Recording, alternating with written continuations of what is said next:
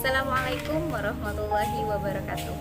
Alhamdulillahirabbil alamin. Wassalatu wassalamu ala asrafil anbiya'i wal mursalin wa ala alihi washabbihi ajmain. Amma ba'du. Apa kabar anak-anak di sini semuanya? Alhamdulillahirabbil alamin. Insyaallah semua dalam keadaan sehat.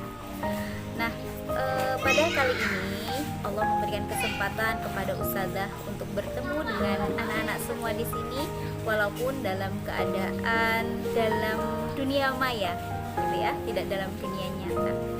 Nah, hari ini yang ingin Ustazah sampaikan tausiah mengenai sedekah subuh.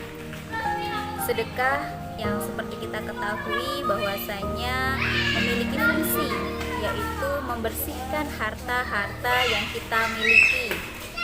Kemudian sedekah pun tidak terbatas waktunya, boleh ketika pagi hari, siang, bahkan malam. Tidak seperti sholat dan puasa misalnya, itu sudah memiliki waktu-waktu tertentu yang Allah tentukan. Tapi sedekah bebas waktunya. Nah, anak-anak, berkaitan dengan waktu dalam pengeluaran sedekah, sangat disarankan sedekah kita pada subuh hari. Coba anak-anak bayangkan, pernah gak ketika pagi hari setelah sholat subuh keluar mencari fakir miskin yang ada di sekitar kita? Atau setelah subuh itu kalian menyisihkan harta untuk diberikan kepada orang yang membutuhkan? Apakah pernah? Alhamdulillah jika sudah pernah. Nah, sedekah waktu subuh hari di sini sangat istimewa sekali. Apa saja keistimewaannya? Yang pertama yaitu didoakan oleh malaikat.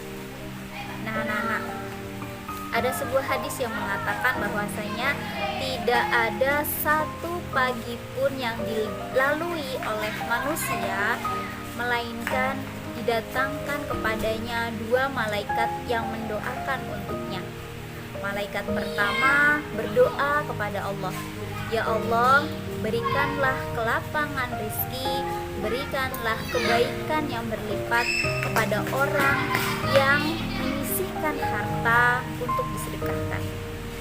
Malaikat yang kedua pun berdoa juga kepada Allah, dan doanya adalah, "Ya Allah, sempitkanlah rezeki, berikanlah kebinasaan bagi orang yang menahan hartanya."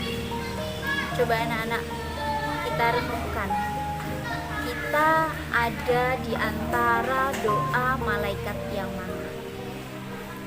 Keistimewaan sedekah subuh yang kedua adalah dari fungsi utama sedekah itu bisa membersihkan harta, sehingga insya Allah rezeki yang kita dapatkan pada hari itu bisa bersih, bisa suci.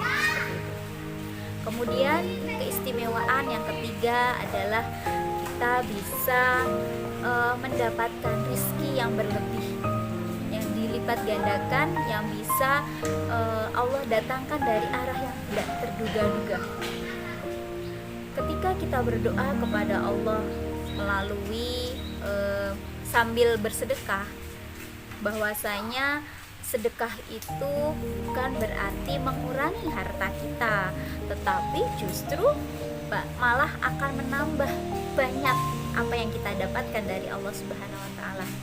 Ingat, harta bukan berarti banyaknya uang yang kita miliki.